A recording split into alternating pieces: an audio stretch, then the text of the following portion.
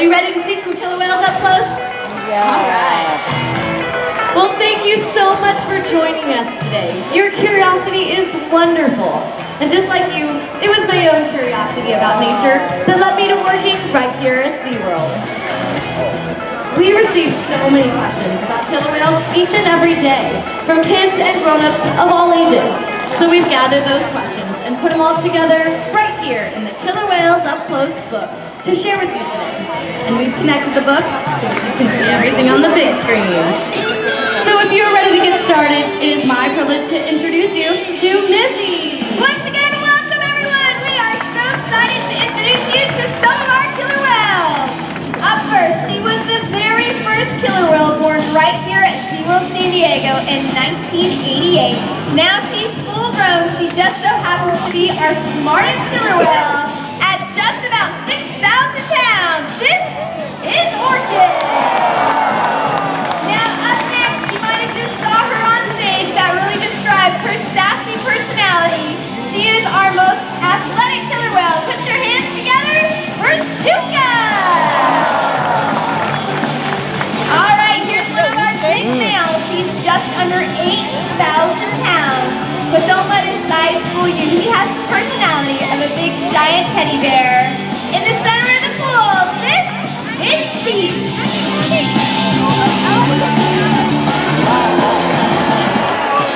And last but not least, our largest killer whale, weighing in at just under 10,000 pounds. He was super athletic and pretty amazing. Check it out in the center of the pool. Here is all 10,000 pounds of him, Ulysses! Now, SeaWorld San Diego is fortunate enough to be home to 11 killer whales. We have 6 females and 5 males, ranging between the ages of about 19 months old all the way up to 52 years old. Now you can see just how different each whale is. But did you know that there are even bigger differences in the wild? Would you be surprised if I told you that there are actually different kinds of killer whales? Scientists refer to them as ecotypes. They live in different habitats, they have different body types, and they even pursue different kinds of food. But even though killer whale ecotypes are all different, they are still considered members of just one species, Orcinus orca. One of the questions that we get asked all the time is, how big does a killer whale grow to be? Well, it depends on which ecotype you're talking about. It could be a 16-foot female in Iceland or a 30-foot male in Antarctica. Let's take a closer look. The remarkable thing about killer whales, no matter which type, is that they are found throughout our global ocean, from the Arctic to the Antarctic, and literally everywhere in between. They are found in so many different habitats and depend on such a variety of marine life for survival that killer whales are more intertwined with the fate of our ocean than any other marine animal. Truly, these awesome animals are the living symbol of our ocean, representing so much more than their own species. Ladies and gentlemen, let's hear it again for the killer whale!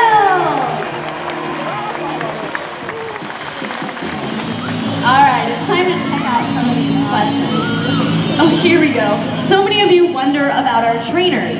In fact, raise your hand if any of you have ever wanted to be an animal trainer. Wow, that's a lot. Then you should meet the dedicated men and women who interact with our family of whales here every day. Up here on the main stage, we're being joined by Connor, Summer, Lindy, once again I'm Missy, this is Jen, and Mike. These professionals are so passionate about what they do here every single day. And that makes me think of another one of these questions. Do the trainers talk to the whales? I'll let you answer that one, Missy. You know what, that's a great question. Now we may not talk to the whales like you and I talk to each other, but we have taught them different signals that help us communicate with them. This ongoing communication is an important part of developing the strong relationships that we have with the whales. And because of this relationship, one of the things we're able to do is answer important questions through research.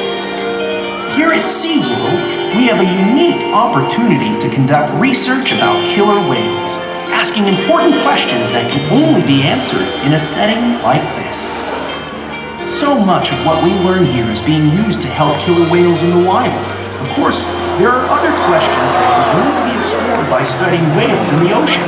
By exploring questions both at SeaWorld and in the wild, our combined research gives all of us a better understanding of killer whales and the places they live.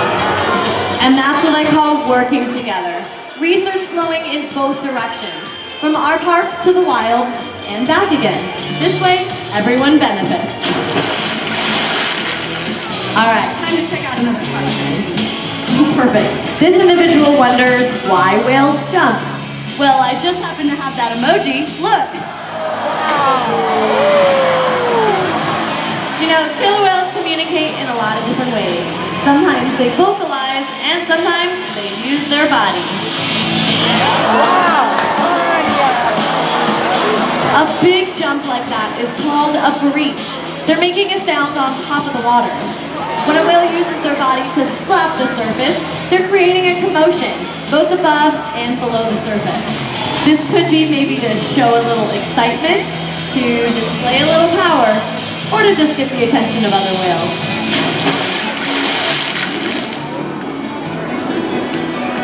Some of you may have seen our youngest calf, Amaya. In fact, our SeaWorld social media fans actually helped us to name her. Here at SeaWorld, we've seen newborn calves rely on their mothers for everything, from the very first moments of birth. As a calf grows and gains some independence, it is looked after by other whales in the pod too. They help the mother protect the calf, teach it survival skills, and show the calf how to love and play. মাঝখানে ঠিক সাঁতার মুক্ত হয়ে গেছে ওই সাঁতার মুক্ত Killer whales live in family-like groups known as pods. Like human families, their pods can range in size from just a handful of whales up to a few dozen.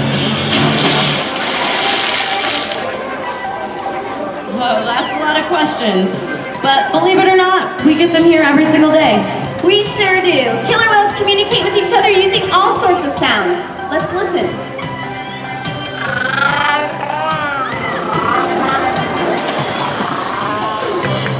আওয়াজ কিন্তু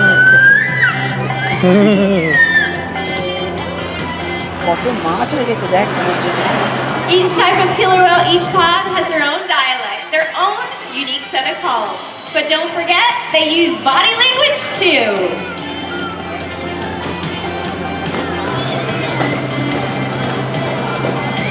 Sometimes they'll even blow bubbles or bump into each other or scratch each other using their teeth, causing what are called rake marks. These are the multi-line marks that you may see on the skin of killer whales and dolphins. It's one of the ways that animals display dominance over one another during social interactions, both in the wild and at SeaWorld. Now you've just seen that killer whales use vocalizations to communicate with each other, but do you know how we communicate with them? Through hand signals. Here at SeaWorld, we communicate with our whales, and we want to make sure that the next generation can do the same. All right, everyone, here is a super fun part of the show. We have two very lucky volunteers. I've got Cameron right here with me. Go ahead and turn around and wave at everybody, Cameron. And then if you guys look way over there, Jen is hanging out with Alejandra. Everybody give Alejandra a big round of applause. All right, you two, come on up here, Cameron. Looks like you are going to get a chance to ask Orchid and Shuka for a behavior, okay? So the trainers are pointing the whales to us right now. Orchid's on her way. I want you to take your hands like this, and you're going to wave nice and big, okay? Ready? And wave. Looks like Alejandra's got the same thing going on there with Shuka. Nice job! All right, ready for the next signal? All right, the next signal, Alejandra and Cameron, you're going to be spinning your body in a circle just like this. Okay? All right, so let's wait for the whale to come over. They're heading back to their trainers. So a lot of the behaviors that the whales do are based on mimicry, which means they follow us and they follow what our bodies do. So Orchid's on her way. Here she comes. She's going to take a look at us, and we're going to start spinning nice and slow. Ready? Spin. Spin. I think Alejandra's got the same thing going. Wow. Woo! Nice job, you two. Very good. All right, now I want you to take a look in the center of the pool. Ulysses and Pete, our two biggest male killer whales, are going to head out to the center, and they're going to put their heads down and bring their tail flukes up. They're not going to get us quite wet yet, but they are going to wave goodbye to the two of you and thank you for your help with their amazing tail flukes. Check it out. All right, Alejandra and Cameron, we have two awesome whale tales for you guys to help you remember your interaction with Orchid and Shuka. Let's give them a big round of applause. Nice job, you two. Oh, here's another great question. Who takes care of you, Shamu? I love this question because it lets us show you how we care for these extraordinary animals. All right, Missy, your trainers ready? I think they are. Now, the training that you actually are seeing right now is how we take care of our whales. Take a look up on stage. Connor has Orchid rolled over, and he's asking her for her tail flukes. Now, this is a really important husbandry behavior, which means a behavior that helps keep the whales healthy, because our veterinarians can actually come over and get a blood sample from those tail flukes. Now, we actually do this once a month to make sure that our whales are staying healthy. Now, the slide-out behaviors that you see the whales do in the shows are obviously very impressive and an excellent photo opportunity. Looks like Ulysses is on his way right now. However, or Pete, excuse me, here he comes.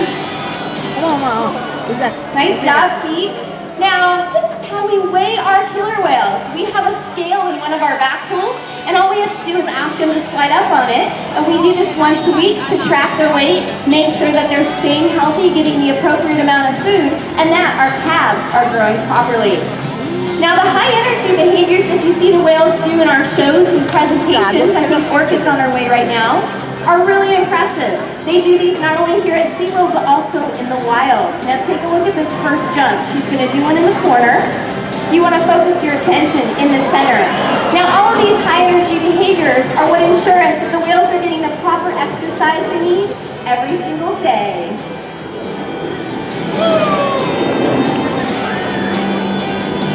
Missy, I know that our guests also wonder, how much does a killer whale need to eat in order to stay healthy?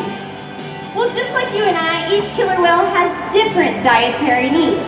So for example, Amaya's 19 months old. She's still occasionally nursing from her mom, but she's also eating 40 pounds of fish every single day.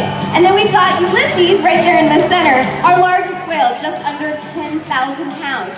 He's full grown, not really growing anymore, but he's still gonna get anywhere from 100 to 200 pounds of fish every single day. Now it's important to note that our whales receive restaurant quality fish no matter what they do. And because we've been able to determine how much killer whales eat at different stages throughout their life, researchers in the field are able to use this information to determine if the ocean habitats that they live in are healthy enough for killer whale populations to thrive. And this kind of information is invaluable. Well, you know, food, exercise, and physicals from our veterinarians aren't all our whales need. Each animal's well-being is so important to us. We want to make sure their minds are stimulated and challenged too. Take a look up on the screen. You're going to see a video of our whales playing with some of their favorite toys. These are big, huge plastic objects that they love to throw around, throw out of the pool, share with each other. That's why you won't see them out here in this pool, because there's tons to do out here. We wouldn't want toys flying towards you. But you'll also see kelp and gelatin. You'll see the trainers giving the whales snow and ice. Jen's got a big ice cube right there in her hand that she's going to get to keep. That is definitely one of his favorites. A lot of the things the whales enjoy are based on sensation. They do not have hands, so they like to use their bodies, and they do not have taste buds, so a lot of the things in their mouths that feel different can actually be rewarding to them. Now, with all the toys and games we provide, the best enrichment still seems to be social interaction with our other whales, and of course, our team of experienced trainers. All right, how about a question for all the kids out there? They want to know, who would win if a killer whale squared off with a great white shark? How many of you think the great white shark would win? How many of you think the killer whale would win? That's right, the killer whale. You see, a great white shark hunts alone, while a killer whale hunts in a pod, so it's not even a competition. In fact, killer whales have even been known to hunt blue whales. Do you know how big a blue whale is? At over 80 feet, it is the largest animal to have ever existed on the planet. But killer whales can hunt these huge animals because they coordinate, collaborate, and cooperate. They work together as a team to overcome challenges that are much bigger than themselves. You know, I bet we could overcome the challenges that our ocean faces if we worked together like the killer whales do. If we collaborated like them, we could change the fate of our ocean and even our world. Here's some more questions. And these are the common ones that always come in. So here we go. First one. Why do some dorsal fins curve? This is a great question. Dorsal fins do not have any skeletal support, such as bones or cartilage, to support their height and weight. They're made up completely of connective tissue. If an animal spends more time at the surface, it's likely that the connective tissue in their dorsal fin will weaken, causing their fin to bend. We occasionally see curved dorsal fins both in the wild and at SeaWorld. Next question. How fast can they swim? Well, depending on their body weight, killer whales can swim up to 30 miles per hour. Check it out.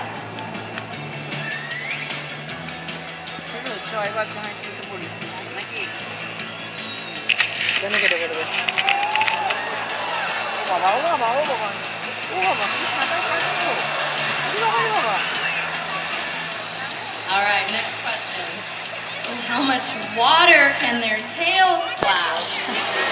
Well, their tail, or flukes as they're called, can fling a whole lot of water, about halfway up these stands. Last question. If all the whales splash all at once, could they get the whole audience wet? Well, maybe not the whole audience.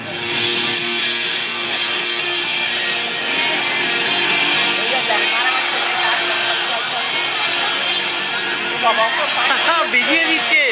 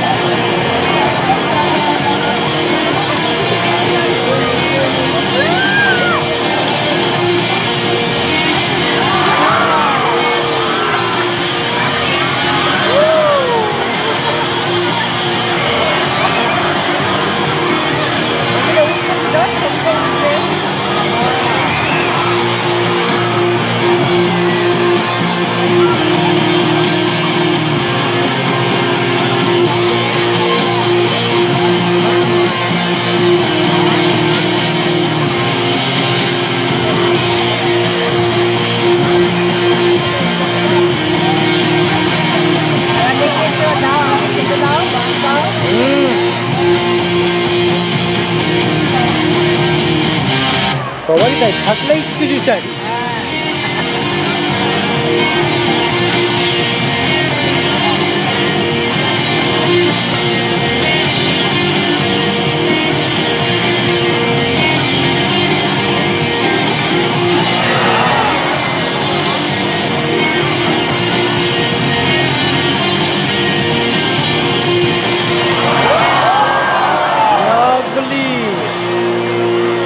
Wow, now that was refreshing.